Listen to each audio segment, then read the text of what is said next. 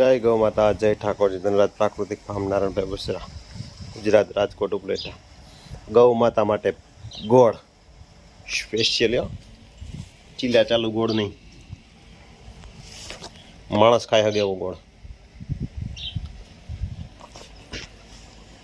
ઘણા બધા માણસો ગયા શું છે એવું બધું મને ખબર નથી.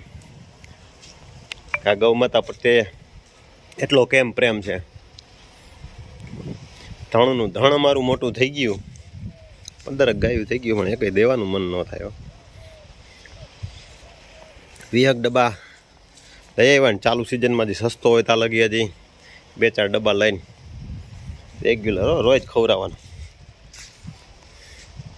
વધે કે ન વધે કાંઈ નહીં, પણ ગાયના આશીર્વાદ તો મળવાના છે. આ જીવને ગાય પ્રત્યે પ્રેમ છે. જય ગૌ માતા.